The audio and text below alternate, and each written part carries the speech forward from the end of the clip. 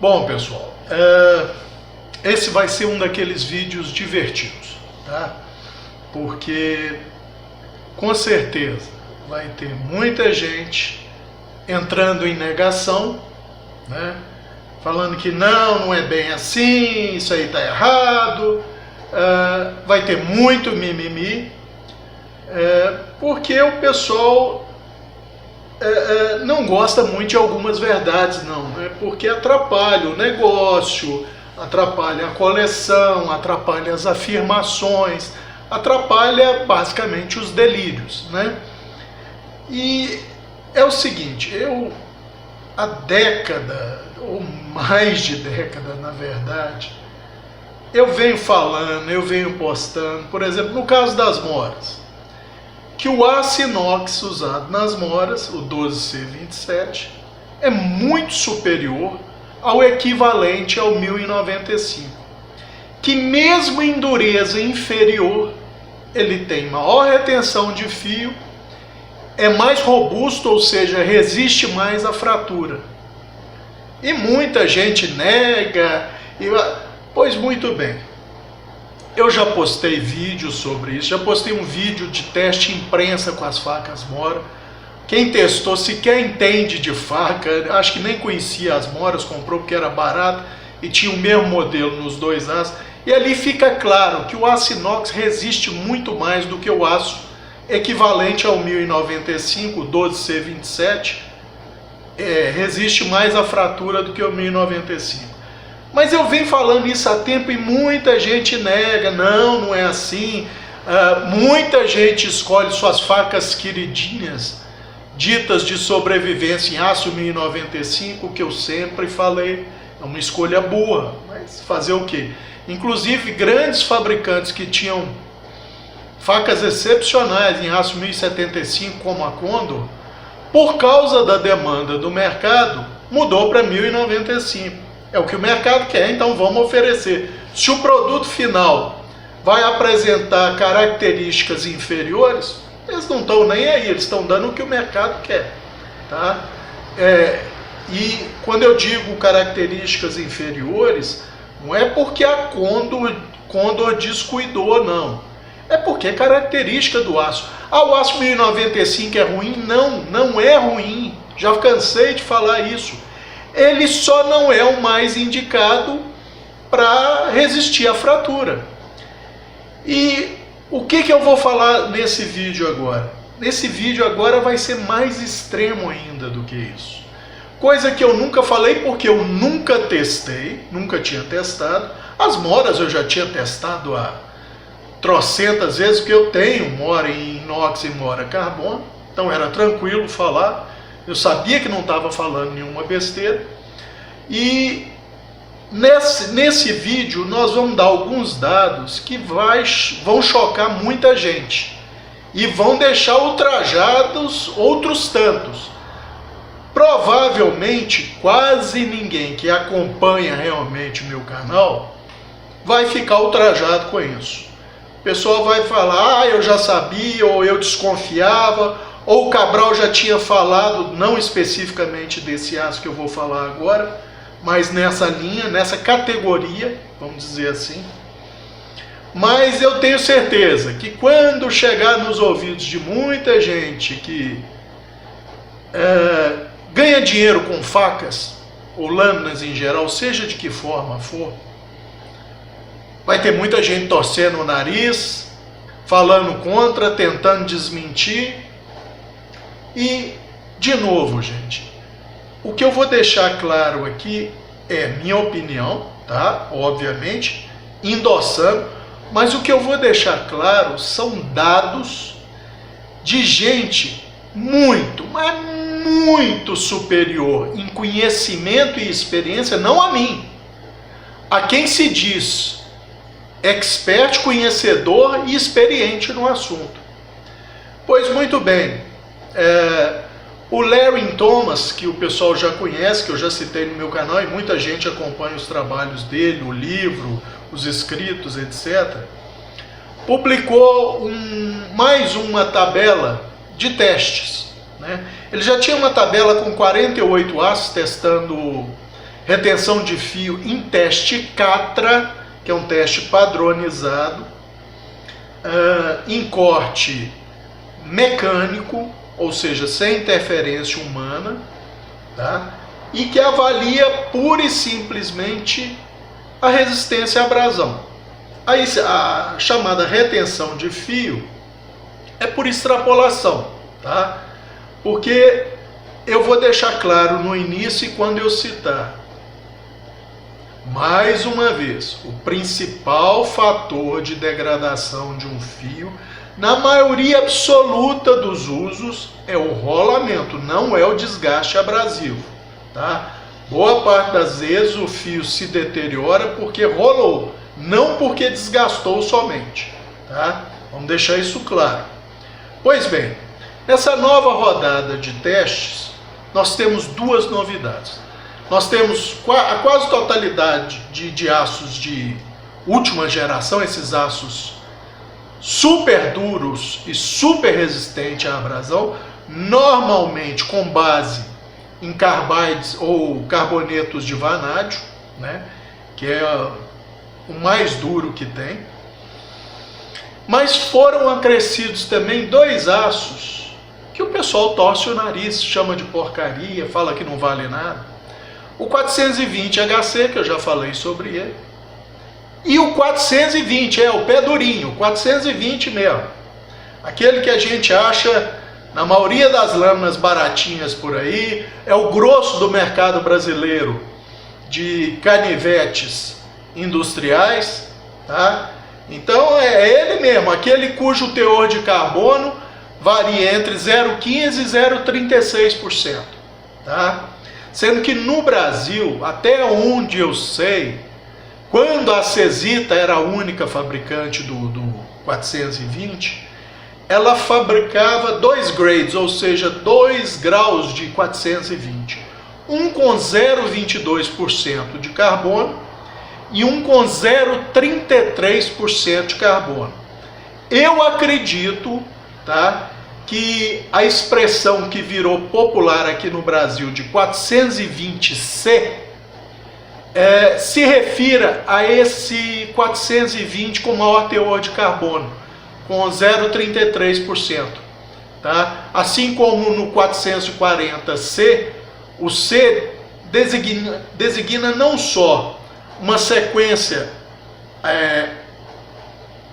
alfabética de A até C, representando incrementos cada vez maiores no teor de carbono, mas como o C em destaque significa também maior teor de carbono, daí o C também.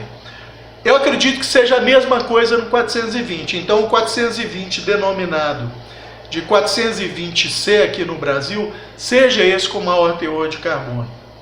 Pois bem, gente, eu não vou dar todos os dados, mas eu anotei alguns aqui porque eu poderia me confundir de cabeça e aí alguém virar e falar, ah lá, o Cabral está mentindo. Então, de pronto, esses números são todos dados do Larry, tá? Ou do Larry Thomas. São dados compilados não só dessa última tabela, como de outras tabelas dele. E com detalhe, gente, eu já falei várias vezes para os amigos, comparação entre resistência à fratura do D2 e do 440C, por exemplo. Mas eu usava números de outras tabelas, tá? Que são completamente discrepantes dessas daqui, desses números aqui. Mas um detalhe, todos esses números são do Larry, tá? E com um detalhe, todos os tratamentos térmicos foram feitos por ele. Todos os tratamentos térmicos foram feitos para otimizar tamanho de grão. Todos os tratamentos térmicos foram feitos procurando chegar o mais próximo possível do melhor disponível na cutelaria mais difundida no mundo, tá? Então, provavelmente os tratamentos térmicos que o Larry fez são superiores até ao que a Spyderco, a Benchmade, ou se não são superiores, pelo menos são próximos ou equivalentes. Por quê, gente? Primeiro, nós não estamos falando de uma pessoa qualquer.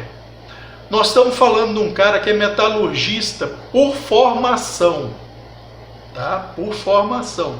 E se eu não tiver muito enganado, eu acho que ele tem doutorado em metalurgia, quiçá PhD, tá?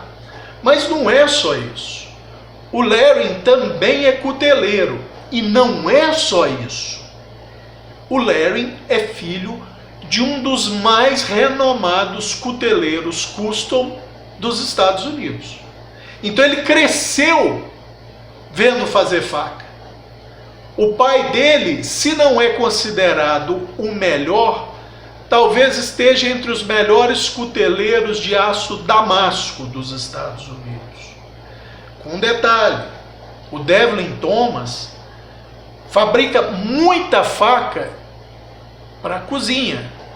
Então, não é como essas facas que a gente vê por aqui, que o cara chama de faca chefe, uma faca com 5 milímetros de espessura de espinha e peituda. Não, é faca chefe. É faca com 2,5, no máximo, explodindo 3 milímetros de espessura máxima, distal taper e praticamente morrendo em zero, para você ver a habilidade no desbaste. Que vamos convir também.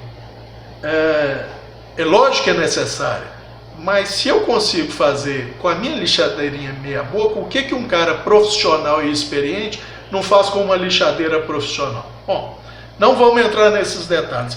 Então, isso é só um background a quem pertencem esses dados, tá? Então, você pode questionar à vontade, pode xingar se você não concorda, pode falar que foi adulterado, eu não sei o que ele ganha para adulterar isso, sendo que ele próprio acaba de desenvolver um aço da chamada última geração, metalurgia do pó, para aplicação industrial em faca, né? Então, não tem como dizer que, não, ele está forçando a barra, ele está mentindo. Ele não ganha nada com isso, pelo contrário, tá? Pelo contrário. Então, quem quiser discordar, discorde de mim dos comentários, mas lembre-se, não está discordando de mim. Você está discordando de um profissional, especialista no assunto, que também é um cuteleiro e filho de um cuteleiro renomadíssimo, tá? Então, a partir daí, eu, dentro dos meus parcos conhecimentos, é lógico que eu vou levar à frente um debate, mas tudo que eu falar vai estar embasado nesse cara, tá? Então, vamos lá. O número que vai começar a chocar as pessoas é que o aço 420 ele tratou para 55 HRC, tá? Então, quer dizer, se a gente pegar uma cutelaria como a Cimo, que eu já vi canivetes dela que variam entre 53 e 54, não está longe da cutelaria comercial de 420, certo? A Tramontina tem muita lâmina em 420 e alguém falar, o tratamento da Tramontina não presta, eu posso discordar quanto a alguns aços que eu acho que poderiam ser mais duros, mas falar que não presta é complicado, hein? A própria Mundial, tá? Só para citar 3 grandes indústrias nacionais, tá? Então, quer dizer, o aço 420 não é essa porcaria toda que o pessoal fala, né? E o que vai dar bug na cabeça também desse povo, porque vejam bem, o aço 1095, que é como eu já falei, o queridinho dos sobrevivencialistas, dos especialistas e tal, com 62 RC, no teste Catra, deu 320. Isso é o TCC, tá? TCC é uma conta que é feita entre o número de cartões cortados e a extensão deles, então não importa, vamos só considerar o número absoluto. 1095, com 62 HRC, eu tenho uma faca feita de lima por mim, que tem essa dureza. 320. O 52-100, que é o bambambam da cutelaria custom, né, artesanal brasileira, é considerado top, né? 52-100, o famoso capa de rolamento. Pois bem, 52-100 com 61 HRC, 330, né? Ou um aço que não é muito usado no Brasil, mas é muito usado nos Estados Unidos, com 61, 280. Aí a gente pode ir para o SK5. Quem é o SK5? É aquele da faca Baco 2449, tá? O SK5 com 60 de dureza, 280. Aí o pessoal tá assim, ah, tá, mas são aços comuns. Agora eles já começam a depreciar esses aços. Não, mas tem também o Super Blue. É, o famoso amalgame super japonês. Aquele que é usado nas facas top japonesas de cozinha. Com 65 de dureza. Amalgame super, quer dizer, o Super Blue. Com 65 HRC de dureza. 340. Vocês sabem o 420 com 55 de dureza quanto deu? É, esse aço porcaria que todo mundo fala que não vale nada, mas bota o 1095, o Super Blue, 52-100 lá em cima, né? Pois bem. O 420 com 55 HRC, 320. E aí? E agora? Qual o tamanho do bug na cabeça de vocês? Deu tilt, né?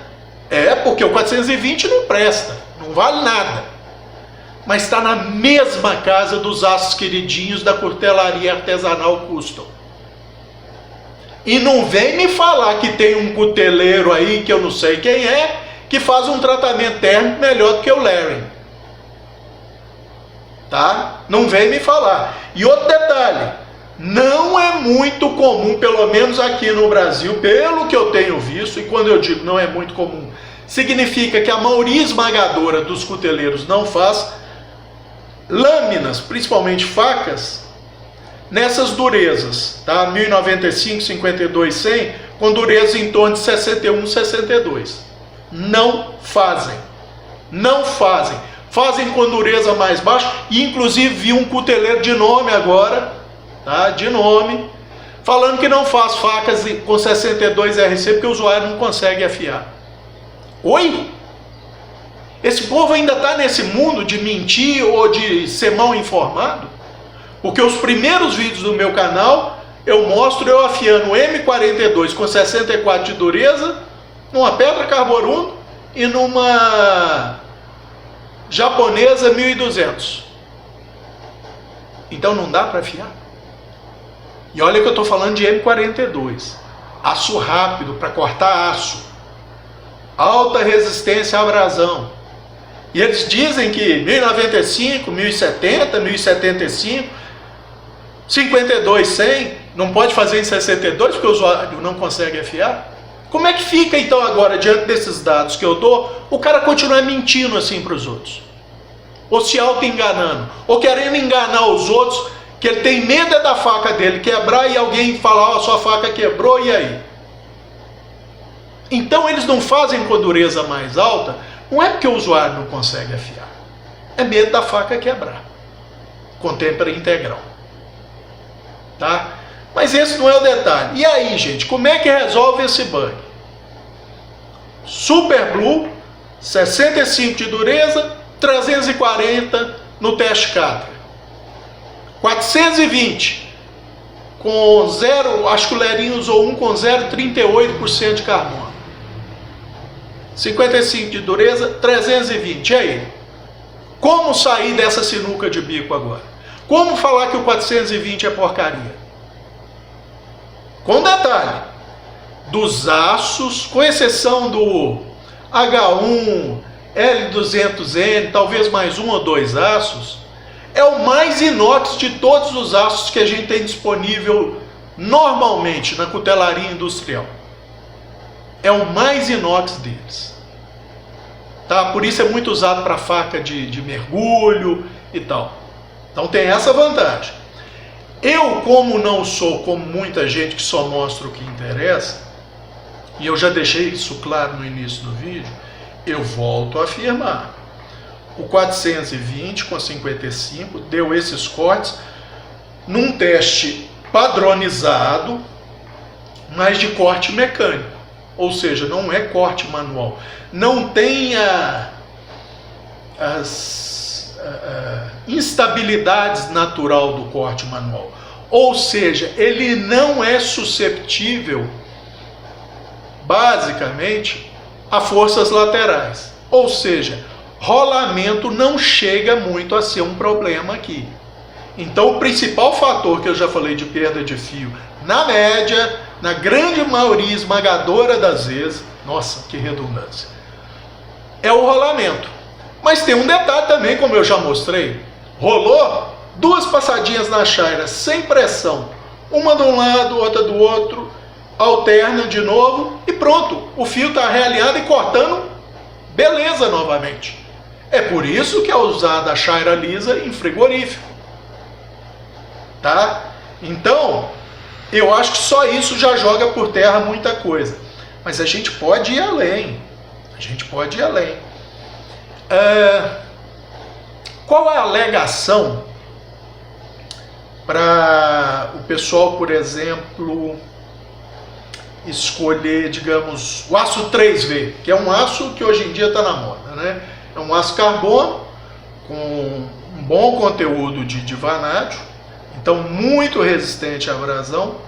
E tem gente que fala assim: ah, eu não gosto de faca muito dura para levar para campo, porque não dá para afiar em pedra de rio. Ah, tá bom, você afia faca em pedra de rio, mas tá bom. Eu não sei quanto tempo você vai passar, o que é que você vai cortar, mas você não pode levar um pedacinho de carboruno, um pedacinho de lixa, tem que ser pedra de rio, tá ok. Mas o cara escolhe faca em 3V, em 4V. Por quê?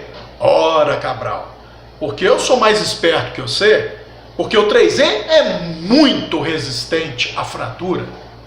É um dos aços mais resistentes à fratura. Sim, se a gente considerar aços com alto teor de carboneto de vanádio, né? Mas vamos lá. Um 3V com... deixa eu ver se eu acho ele aqui. 3V. 3V com 60 de dureza. Qual a resistência à fratura dele na tabela do Laring, tá? Nos números que ele usa. Então, esses números são sempre comparáveis uns com os outros, porque são a mesma metodologia.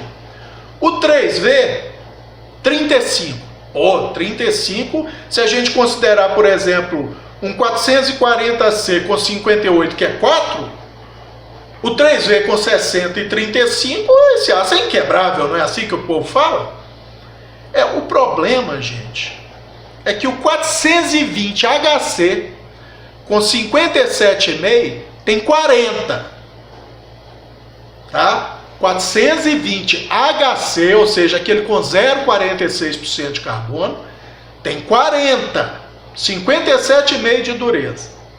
O 13C26, que é o meu queridinho, com 60, a mesma coisa do 3V, tem 37. Pô, então 2 pontos acima do 3V? O 14C28N com 61 tem 30. Chega perto ali do 3V. Aí a gente pode pegar, por exemplo, o do Victorinox, o 104116. Tem 7, né? Aí já complica. O S30V com 60 tem 5. O S35VN com 61 tem 10, tá? O ZDP 189, que é o meu com 65, tem 4.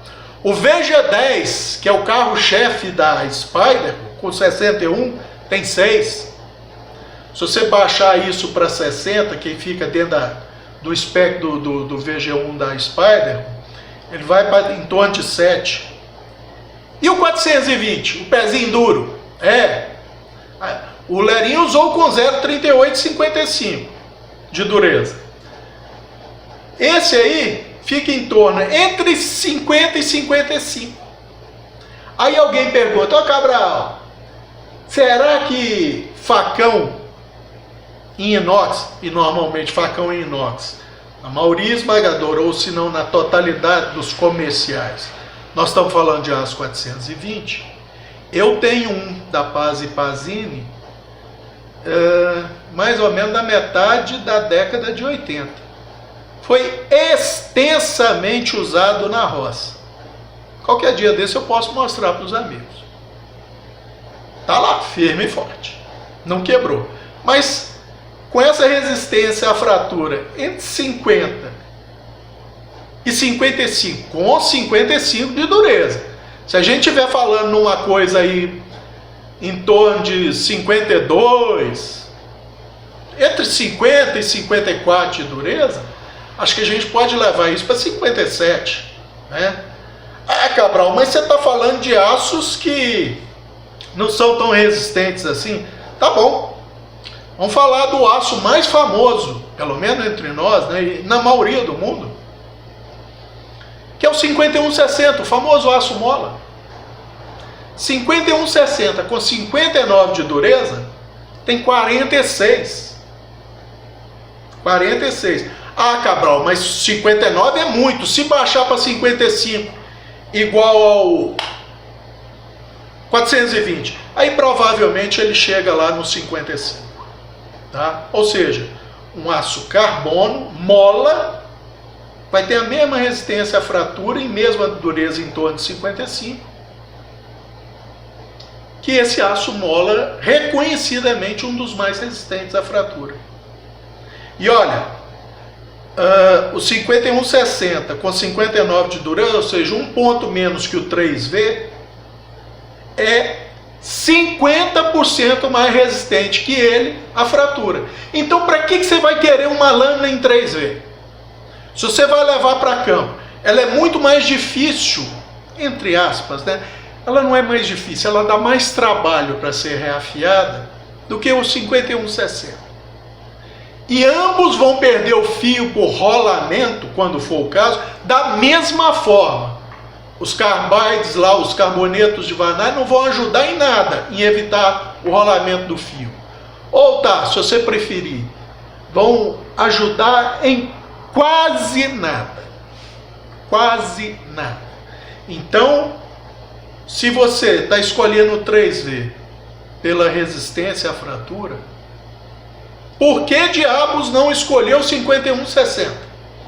Que é 50% mais resistente que o 3V, ou quase 50%, vamos colocar 40% mais resistente que o 3V à fratura. Tá? Cabral, e o SK5, aquele das facas Baco 2449? Como eu falei com os amigos, o SK5 é o 1084, 1086, com adição de algumas coisinhas ali. Entre essas coisinhas está o manganês. Então, vejam só que interessante.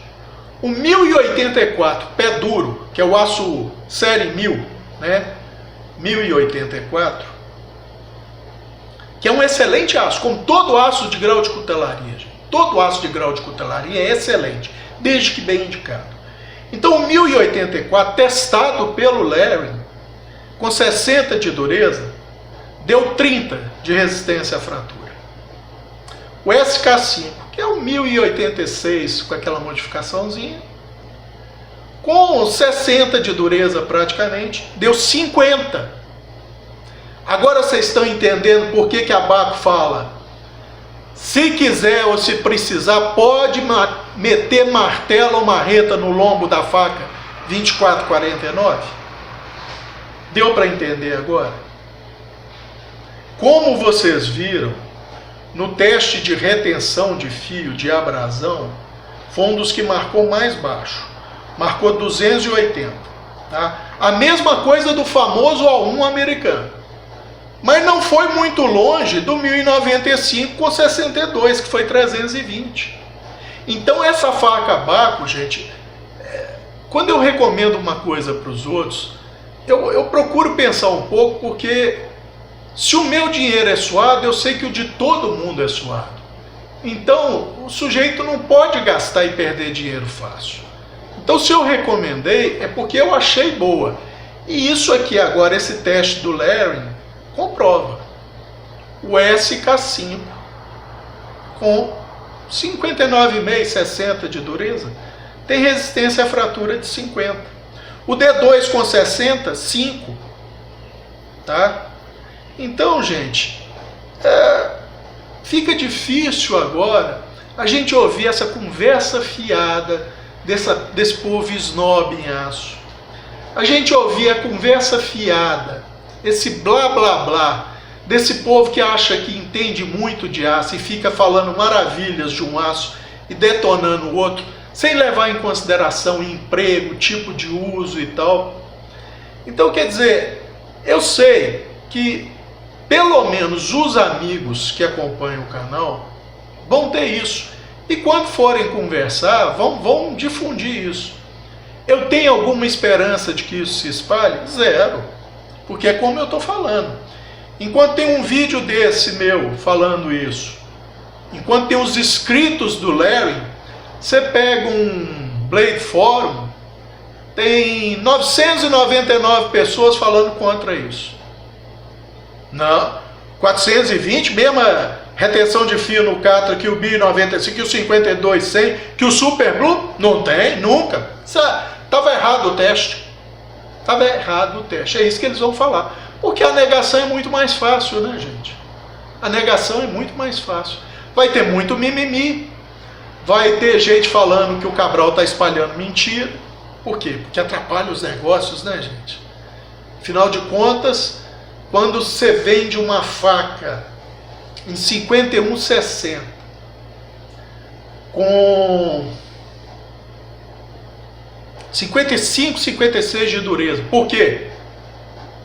Você faz com essa dureza porque ela é mais fácil de reafiar e assim ela não vai quebrar ou vai ser muito difícil de quebrar. Aí vem um Cabral baseado nos testes do Larry e fala, ó, cutelaria industrial 420, comercial, com 52, 53 de dureza, se não for mais resistente à fratura que o 51,60, com 56, 55 de dureza, tem a mesma resistência. E aí? Tem maior retenção de fio em teste de corte abrasivo estático, mecânico, perdão. E aí? Como é que você vai me alegar que uma faca em 51,60 é melhor que uma faca em 420? Como é que você vai me alegar isso? Sendo que na 420 você é o famoso usa e esquece. Você não se preocupa em limpar, em enxugar, porcaria nenhuma. Ela não vai enferrujar. E se manchar, você passa um paninho, uma bucha e a mancha sai. E aí? Qual a justificativa para você me vender uma faca por R$300, por R$150, por R$400, enquanto a Tramontina me vende uma por R$50, que faz melhor o mesmo serviço? Como é que você me justifica? Não, Cabral, ela não faz melhor porque a geometria. Olha, na minha parca experiência, boa parte das facas industriais que eu já vi tem melhor geometria para corte do que as artesanais. Boa parte. É como eu já mostrei para os amigos, eu acho que eu já mostrei. Eu tenho uma Amazonas da Tramontina, da década de 80, ela é um Saber Hollow, pouco mais do que Saber Hollow, que é uma maravilha para cortar. Me convença a trocar essa faca por uma artesanal. Em dureza semelhante a ela, 55, 56, que não vai quebrar em campo. Porque a resistência à fratura, os números são, se não iguais, muito semelhantes. Me convença a trocar. Então, gente, esse vídeo vai abrir os olhos e a cabeça de mesmo amigos que acompanham o canal, e eu sei porque eu não tinha esses números, então eu não podia afirmar, tá? Eu também nunca fiz uma afirmação da qual eu não tivesse uma fonte segura, ou tivesse uma certeza própria. Muita gente já me perguntou: Cabral, escolha um facão em 420, ou seja, um facão inox, vamos ser mais verdadeiros. Ninguém nunca me perguntou, ou 2 ou 3 pessoas só perguntaram, a maioria pergunta: facão inox ou carbono? Olha, gente, eu respondo que, pessoalmente, até eu, falo assim, ó, na dúvida, fica no que é seguro, pega o carbono. Por quê? Porque é largamente usado e tal. Mas com esses números, se a gente considerar um fabricante respeitado, Tramontina, Simo, deve estar esquecendo muita gente, mas estou citando só exemplos mais conhecidos. Vocês acham que a Tramontina faz um bom tratamento térmico para o aço carbono 1070 que ela usa e não vai fazer para o 420? Para uma ferramenta que vai ter a mesma função, ou seja, facão? Então, gente, alguém pode considerar, não, é inferior. Então tá, mas é tão mais inferior? Fica a questão. Então, vamos pensar um pouco antes de sair repetindo besteira que a gente lê e ouve por aí, porque com o advento de muitos usuários que têm testado lâminas e de pessoas como Larry Thomas, que vem fazendo esses testes que o sujeito pode não gostar o tanto que quiser do resultado. Agora, questionar o Larry Thomas, eu estou para ver alguém também, para debater tecnicamente com ele por que ele está errado. Até hoje eu nunca vi no site dele. Como também nunca vi no Blade Forum, que ele publica no Blade Forum. Nunca vi alguém questioná-lo tecnicamente e falar que ele está errado. Por quê? Porque mesmo nos Estados Unidos, gente, cuteleiro famoso ou colecionador famoso não costuma ser muito, vamos dizer, besta, né? De colocar o argumento dele, que às vezes não é nem técnico, quanto o argumento de um cara profissional, acho que com PhD, e filho de um dos maiores cuteleiros dos Estados Unidos. Então, vocês podem ver que a partir de hoje, com essa divulgação mais maciça, pelo menos aqui no Brasil, fica um pouco mais complicado para muita gente, né? Fica um pouco mais complicado.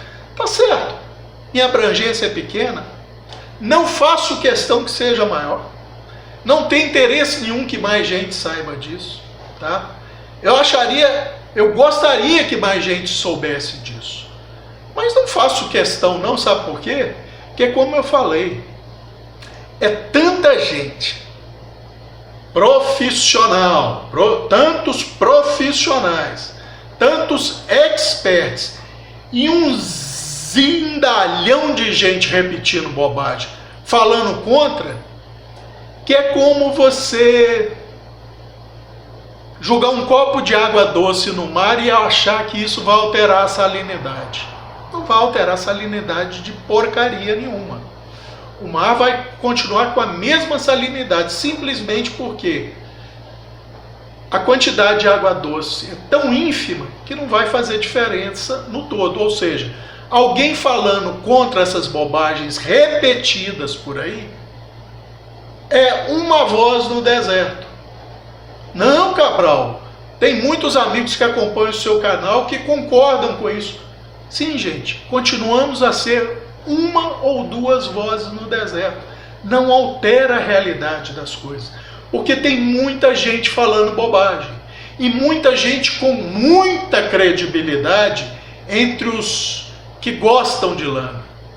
Pra vocês verem, para um monte de gente chamar uns caras aí de professor, de mestre, e é por isso que eu falo, não me chamem disso porque eu não sou, mas tem muita gente aí chamando de professor, de mestre, de fodão, e os caras fazem cada porcaria e falam cada asneira, que eu vou contar para vocês, é de arrepiar o cabelo da nuca de careca.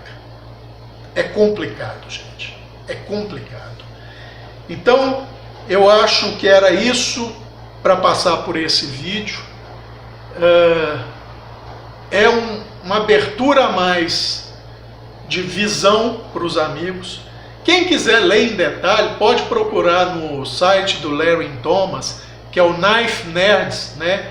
KNIFENERDS, Knife Nerds. Vai estar lá o artigo completo, com um monte de tabela. Aí você vai se surpreender mais ainda, porque isso aqui são só alguns números que eu tirei, gente. Tá certo, eu não me baseei só nessa última tabela, nem só nas duas últimas tabelas. Eu compilei que eu acho que eu tenho todos os artigos do Larry, ou do Larry, né? Então eu fiz um compilado desses números. Mas lá vocês vão achar isso tudo em inglês, tá? Vocês vão achar isso tudo bem explicadinho, bem mais detalhado. E é isso. Criamos um problemão para muita gente. Muita gente vai gaguejar na hora de explicar algumas coisas. Mas eu espero realmente que alguns negacionistas, né, dessas verdades venham comigo debater aqui, falar como eu estou errado, onde eu estou errado, que na verdade não sou eu, seria o Larry, né? Mas eu humildemente, dentro do meu pouquíssimo conhecimento, eu tento argumentar. Se escapar das minhas possibilidades, eu indico que procure o site do Larry ou o Blade Forum, onde ele procura responder as pessoas, tá? Ele é um cara acessível. Então, eu acho que era isso por esse vídeo. Eu considerei muito divertido, tá? Mesmo sabendo que tem algumas pessoas agora arrancando os cabelos, mas eu considerei muito divertido e, modéstia à parte, instrutivo, tá? Acho que era isso por esse vídeo. Um abraço a todos, continuem se cuidando e quando tiverem a chance, deem a dose de reforço nos seus idosos, se possível, da Pfizer. Se não for possível ela, da AstraZeneca, ok? Um abraço a todos.